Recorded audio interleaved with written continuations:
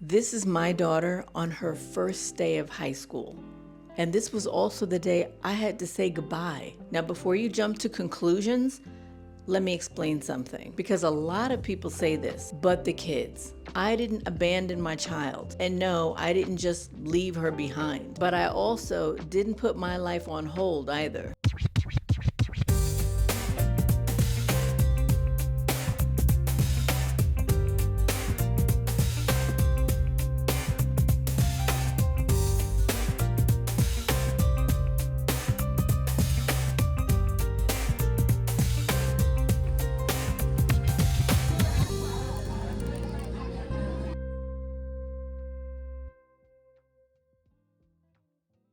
My daughter went to boarding school, and that decision changed everything for both of us. The kids are the reason a lot of folks stay in waiting. It's the reason they delay living, the reason they put their entire life on pause. And I get it. So let me say this too, because I already know what some people are thinking. Boarding school is expensive. I could never afford that. Listen, I was a typical single mom. I couldn't afford anything like that either. But what a lot of people don't know is there are ways to get in without paying it all out of pocket. There are scholarships, and I'm not talking about random ones. I'm talking about from the schools themselves. And this wasn't something I just decided overnight either. I had been tracking her to go to boarding school from day one. My daughter has been in a gifted and talented program since kindergarten.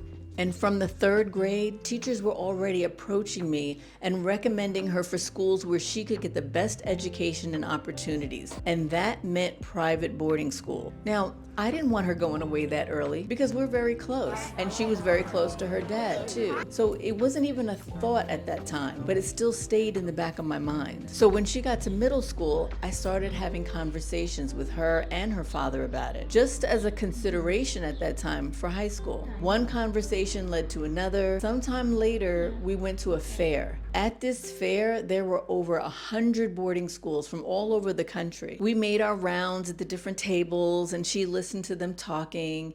Even though at the time, she didn't really want to go. What kid would want to leave their friends and everything that was familiar to them? But there was this one school, one table she stopped at, which funny enough was the only table I hadn't seen when I was circling around checking them all out. Because at this point, she was also asking questions and making rounds by herself. So whatever the conversation was between her and the people at that table, she had a change of heart. Well, a little bit at least, about the idea of going to boarding school, at least to that particular school. Because when she walked back over to me, she said, "Well, if I have to go to boarding school, I guess I would go to this one." and I was impressed. And apparently, she made an impression on them too, because the following year, they reached out to us and asked us if we were still considering boarding schools. Now, at this point, we were already in the process of applying to different schools. That whole process is no joke. It's grueling. A child has to be prepared for it because there are essays, tests, interviews, but we went through it and we visited different schools, including the one she liked. And you know what?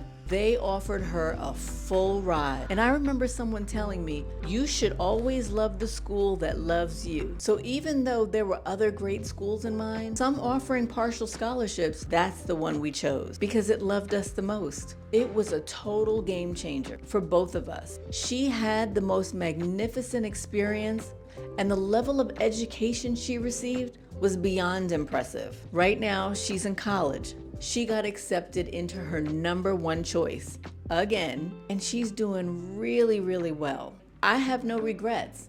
And actually, now she doesn't either. She's very thankful. And the best part is that I didn't sacrifice my life, and she didn't lose hers either. You know, another thing I was thinking about when we were applying to schools was that I knew that I didn't want to wake up 10, 15, 20 years later and realize I never lived my life because I was waiting for the right time. And here's the part nobody talks about. Your kids are watching you. They're watching how you live. They're watching what you tolerate and watching whether you choose yourself or not. My daughter went to boarding school from the 9th to the 12th grade. It gave her independence, structure, exposure to a different environment, to various cultures, The students traveled overseas at least twice a year, and that got her accustomed to doing that on her own. So she was making friends from her school that lived overseas, and she went to visit them on her own, and she also traveled overseas by herself to attend other academic programs. At this point, she's been to over 30 countries and loved every minute of it and had such great experiences. It gave me the ability to make moves in my life without constantly feeling like I had to wait. And let me be clear, because this wasn't about choosing me over my child. It was about creating a life where both of us could grow. I came back for her high school graduation. We spent Christmas together in Thailand, where her brother lives. She comes to Spain during her breaks. We FaceTime just about every single day. We're still very much connected. It just looks different now.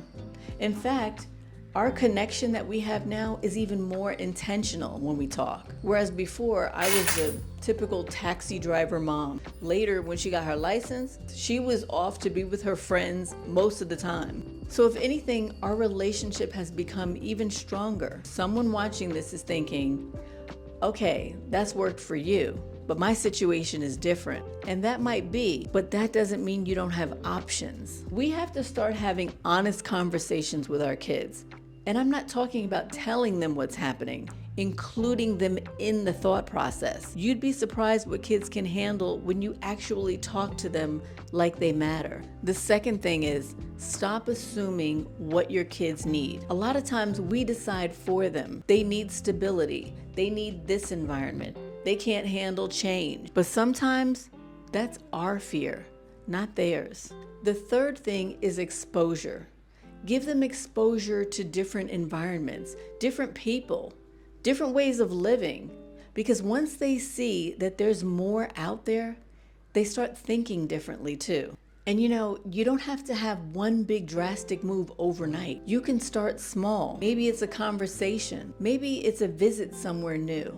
Maybe it's just getting information, but movement matters. So what I want you to understand is this: you don't have to stay stuck in a life that doesn't feel right just because you have kids. You just have to be willing to think differently. So when people say, but the kids, I want you to really ask yourself, are you doing what's best for your kids, or are you using them as a reason to stay where you're comfortable? I'm not telling you to do what I did. That's not the point here. There is more than one way to live. And sometimes the life you think you have to stay in is actually the very thing holding both of you back. Because most people don't need more time. They just need to exit earlier. You don't always have to wait. Not for the kids, not for the timing, not for permission. You just have to decide. Sis, let me say this to you. Being a great mom doesn't mean you have to be a martyr. You can choose a great life for your kids and still choose a great life for yourself. They aren't an excuse to stay stuck. They're the reason to get free. If you're ready to stop waiting for graduation day and start planning your exit now, let's talk. Click the link in the description to book a 15-minute clarity call, and let's map out a life that works for both of you. The link is in the description. See you in the next video.